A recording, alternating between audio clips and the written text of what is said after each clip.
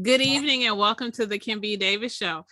This is Kim B. Davis, your host, and I have a special segment. I'm so excited to talk about this. You know, May is Mental Health Awareness Month, and this month we are talking about menopause, separating fact from fiction. And we have a dynamic expert on air with us this evening. We have Dr. Sheryl Hinton-Scott. She is a physician with the Detroit Medical Center in Detroit, Michigan. She is an alum of Howard University and Michigan State University. She is married and a mother of two, and she's here tonight. Good evening, Dr. Sheryl Hinton-Scott. Welcome to the Kim B. Davis Show.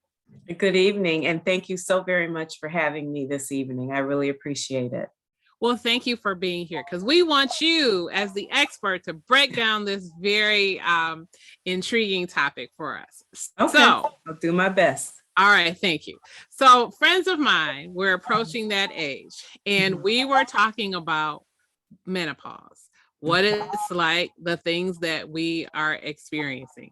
And what's interesting is that my girlfriend who lives in Boston, she was taking the train to work. She's a vice president, so she has to be made up, right? You know, dressed well, all of those things. And she's on a busy commuter train in the morning trying to get to her office. And a hot flash hits.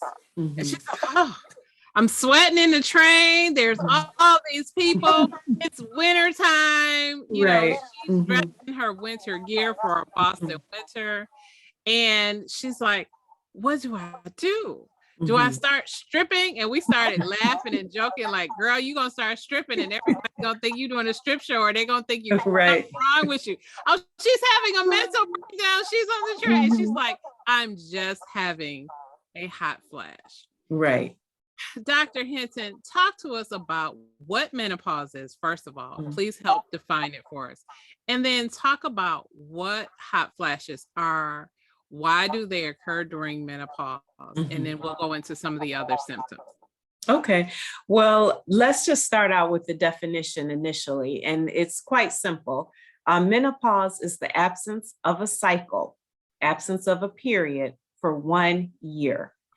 You may have a, that whole term perimenopause means, peri means around, flirting around. So you haven't quite gotten into menopause unless you missed a cycle for 1 full year. So if June was the last time you had a cycle, then the upcoming June, still no period, we look at that as true menopause. Menopause can be a series of experiences where you have hot flashes, some people have night sweats, some people have sleep issues, mood swings. Sometimes it unfortunately can be fraught with depression as well. The hot flashes are really the lack of estrogen. That's what hot flashes are come about. And also like a thermoregulatory in the hypothalamus, it's reacting to the temperature and it sort of over exaggerates for that. So that's essentially where the hot flashes originate from. Okay. So I want to stop you right there because you just said a mouthful. I'm sure I did. That's why I paused. No, but this is good because the reality is, Dr. Hinton, many women, although we start off early in life with everyone telling us what the first cycle is, the expectations, how you monitor it, how you count the days, how you do all of that. When we get into menopause or around the time of menopause or perimenopause, we don't talk about it. And so until a hot flash happens and we see the universal symbol for, as I said, whenever I see a woman remove her jacket or put her hair up and start fanning herself, I said, oh, we having a moment. And usually that's what the other, I'm just having a vacation right now. But you talk about the thermoregulation in the body. So the hypothalamus. Is there a drug or a course of treatment that you can take to help alleviate that? Well, of course, there's many drugs on the market to help or claim to help with hot flashes. Typically, when a patient comes to my office, if she comes alone and she's getting into it's in the early stages where she's having occasional hot flashes, night sweats, the goal is to let her continue to have them if they're tolerable. Then you have the patient that may have tried something over the counter, they were tolerable, and now have become intolerable. So you come up on the chain of ladders as far as medication, and you may offer her something that is prescribed. Then you have the patient that comes in perhaps with their husband or a child or a sibling. Those patients probably need to be on the upper limit of medication. They definitely need a prescription, because when the husband and kids come with the patient, she probably is, life at home is affected. Their relationships are affected. She may have some issues at work, and it's mainly because of her reactions with menopause. But there are medications that you can get over the counter. Most of them are essentially a estrogen, or plant, I should say plant derived, Mhm. not truly estrogen, but perhaps a plant derived estrogen. You can get synthetic estrogen, meaning things made by men, or I should say by man, and that a prescription that has estrogen in it to help with hot flashes. You have medications that those are estrogen replacement therapy, the ones that have estrogen only. You have hormonal replacement therapy that has estrogen and progesterone. The key to this is, and why I mention it, is you should not take an estrogen by itself if you have a uterus. Unfortunately, estrogen alone with someone that has a uterus can cause, and down the line, unopposed, can cause endometrial cancer. So Mhm. that one is the caveat: is someone that has a uterus, we definitely will do an estrogen with a combination progesterone. You got to have those two almost counteracting each other. The estrogen builds the lining and the progesterone sheds it, but also the estrogen is what helps decrease the night sweats, hot flashes, mood swings, things of that nature. Is there a time limit on or a recommendation for the number Mhm. of years that you can do hormone replacement therapy? Well, the time limit essentially it's yes, yes, it is. I guess that's the easy answer, but the difficulty is when patients continue to have really severe hot flashes, night sweats. You really have to try to manage that medication in order to help them live their best life. You don't want to be unable to work, unable to endeavor in your relationships, things of that nature. So the time limit is, how can we decrease the hot flashes, night sweats, in order to make your life a little bit livable, a little bit easier. So that's where the conundrum comes a little bit, because um, there's some patients that need it. And Mhm. what you can do is decrease the amount of exposure. You have certain levels of hormone, and you can decrease the amount that the patient can get. But when I started out in residency a long time ago, the goal or the thought was, as long as this patient was menopausal and she had symptoms, she could stay on that, till she left this earth. Then that's Mhm. where that's when the study came about, and it was determined that no, we cannot keep these patients on. It was a WHO study, we figured out you can't keep these women on estrogen till they leave this earth. So basically what your goal is to try to decrease those symptoms. where they're functioning. And I always tell my patients, a lot of things I'm not going to get 100%. We're not going to, fix this, and this, and you're going to get, it's going to be 100%. But if we can get you to 80%, 85%, and you can function, you can go out, you can, you can have relationships, you don't fly off the handle, your mood swings are less, hot flashes are less, and you can continue your daily living. That's exactly what you should be trying to achieve. Again, a mouthful. And I appreciate that, because these are things that I'm discovering as I sit and talk with my friends. Unfortunately for me, my mom has already passed. My grandmother has already passed. Okay. So people that I would necessarily go to for advice to tell me, okay, what was the experience like for you, are gone. But I want to go back to something that you said. You said originally when you started residency, the thought was you could take hormone replacement until you left the earth. Are you saying that hot flashes can last more than 10 years? Because that's what I thought I heard. Well, for some it can. I've had ladies that were, 70s, 80s, and they were, not as often, not as often. And that's exactly what hot flashes should do over time. They should get less frequent and less intense.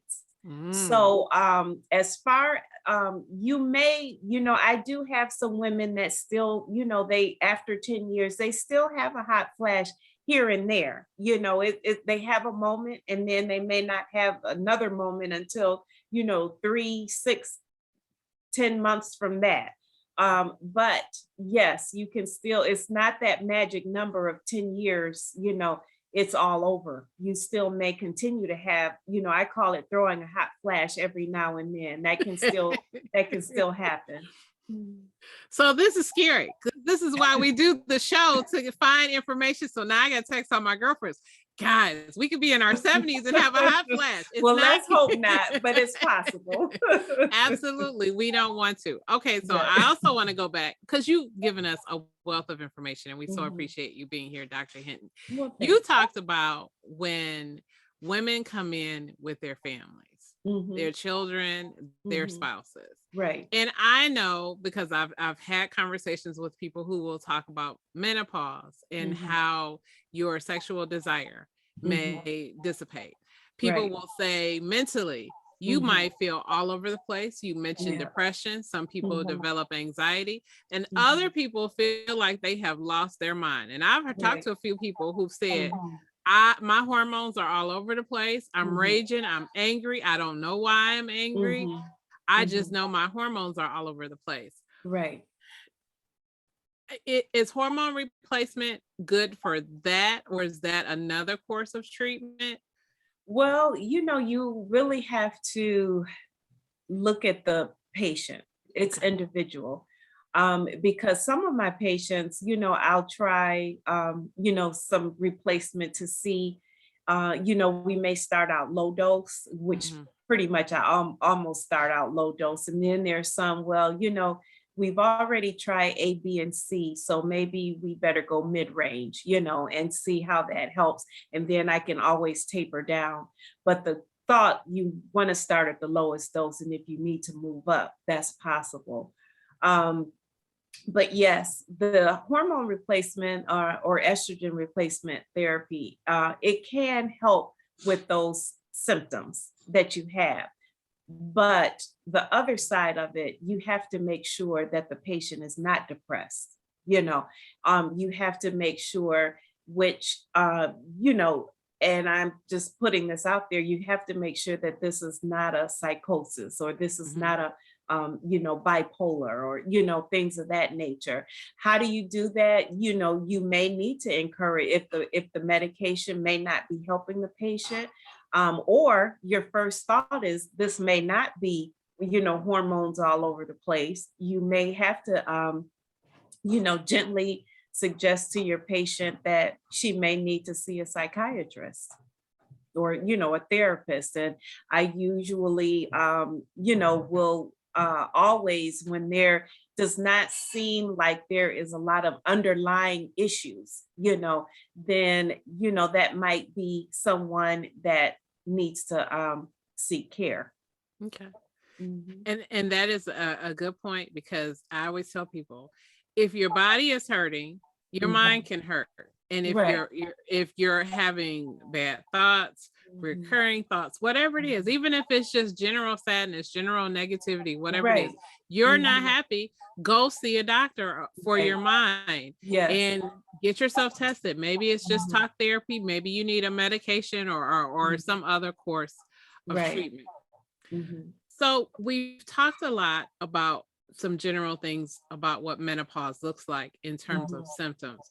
Mhm. Are there some routine things, traditional methods that people can do that universally work across the board for menopause for most women? Well, first of all, I'm going to just also talk about things with with my patients.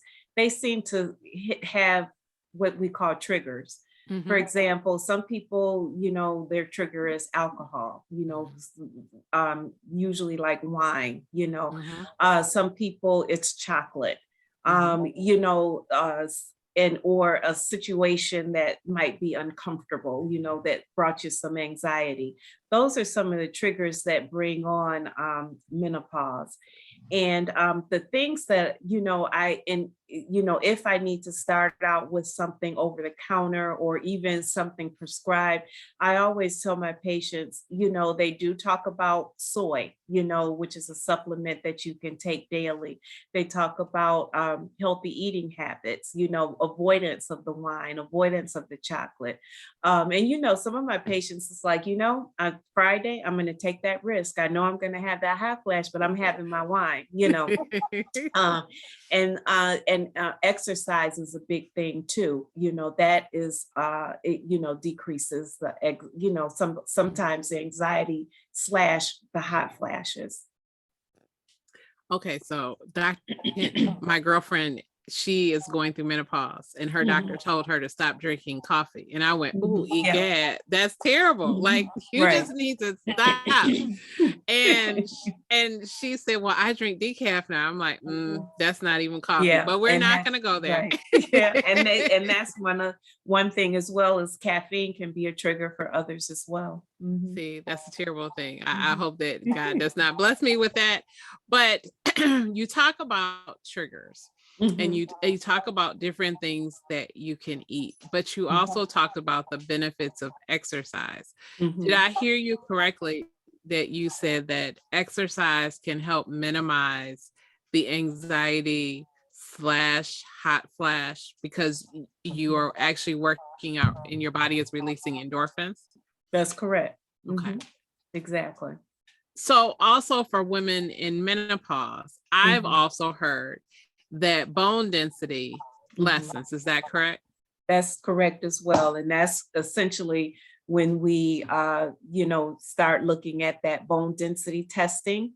Mhm. Um, we're worried about the lack of estrogen and therefore the decrease in bone mineralization. So you do get, loss of bone. So that's where the bone density comes into play, so we can evaluate, are you at risk, no risk, mild, moderate, severe risk of osteoporosis.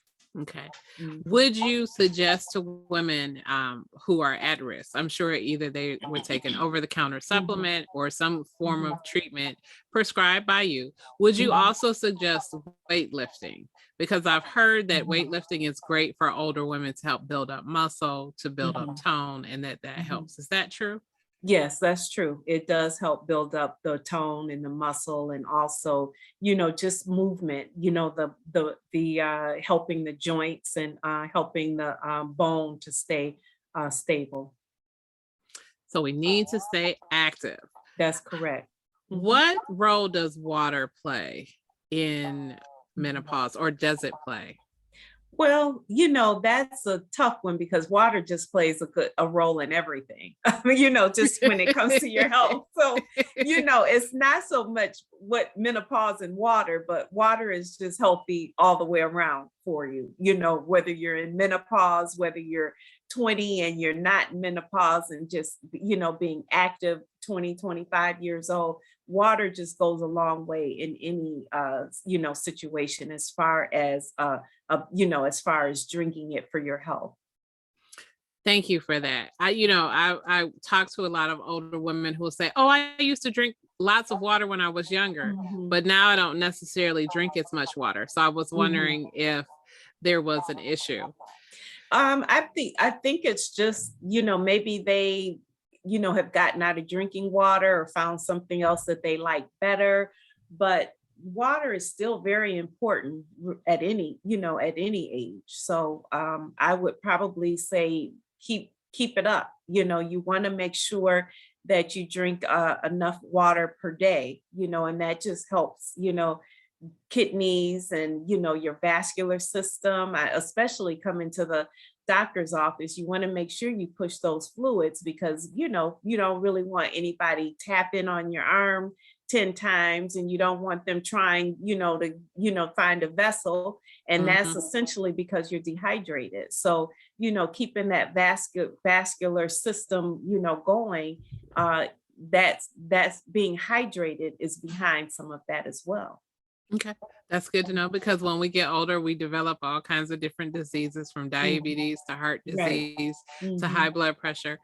Dr. Hinton, talk a little bit about hair loss. I know hair Mhm. loss can often be thinning of hair can Mhm. be a byproduct of Mhm. menopause. And you mentioned sleep. And Mhm. we know that sleep is very important. There have Mhm. been all these studies that have said, it's very important to get your sleep. If your sleep is interrupted, you need to have a sleep study or to Mhm. figure out something, whether you're taking an over the counter supplement like melatonin or Mhm. something prescribed by a doctor. Can you talk about how sleep is interrupted by menopause? And then we'll go to hair.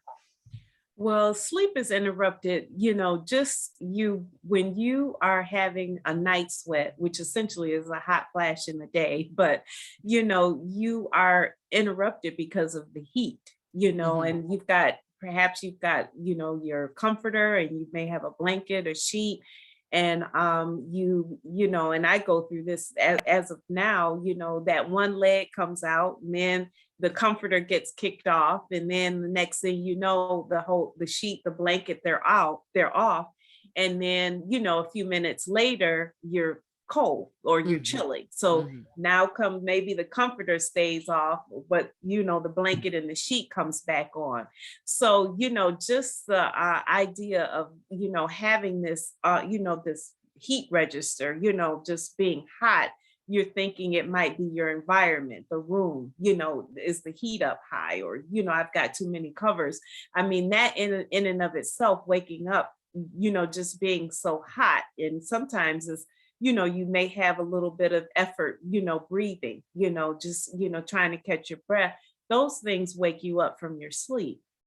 And now you're chilly, you're cold, and it take your body has to register, the covers are back on, and you warm up. But some people, they say that they wake up in a pool, the bed is soaked. So how are you going to get back to sleep, and the bed is wet? So you may have to get up and change it. If you're lazy, you're gonna lay like a towel over it and then get back in the bed.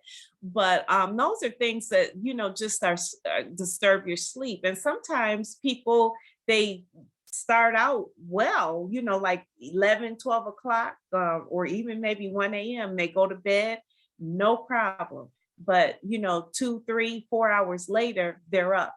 Mhm. So just that sleep cycle, it gets disturbed and off for some odd reason.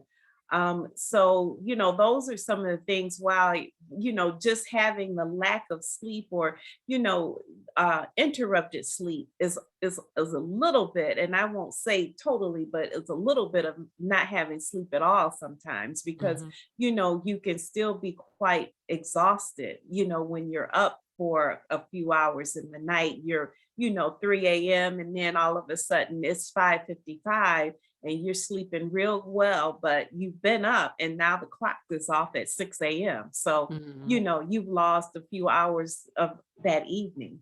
Mhm. And Mhm. that does suck, especially for working women who have to get up or who have busy lives and careers and Exactly. responsibilities. Mhm. Now, talk a little bit about hair loss or thinning Mhm. of hair. What do we Mhm. see in menopause with hair? Well, that is, I probably would say that happens. I see it. But when I do see it or I hear it, I usually will suggest someone see a dermatologist. Because a lot of, almost a significant amount of women, when they have things that happen, it's always menopause fault, Mhm. initially, it couldn't be anything else. But I usually try to steer them to a dermatologist. Now, we do see, just with the lack of estrogen, we do see thinning and sometimes their hair loss, but you want to make sure that, that patient actually could have hereditary hair loss, from a parent, a family member, or they could just, it could be male pattern balding, So those are things I usually will have them see. I tell them, well, we probably have to send you to your friendly dermatologist. And if you Mhm. don't have one, we'll definitely get one for you. But a lot of things I try to stay in my lane, and not just try to deal with the whole gamut, Mhm. because sometimes, if they're having hair loss, hair thinning, why not send them to a specialist? I mean, Mhm. we have many dermatologists that see that every day. And I would hate to, infuse medication on someone and, you wouldn't want to really start someone on medication, from a gynecological Mhm. purview, just because of hair loss or hair thinning. That's something that I would refer out. Okay. Mhm. And that's an important point because we always want people to go to where they're going to get the best advice and the best Exactly. information. Mhm. Yeah. All right, Dr. Hinton, last question. Mhm. So, you as the doctor, you see a patient and you talk to them and they're asking you questions about menopause. Do Mhm. they ask you, what should I eat? And I know you mentioned soy. Mhm.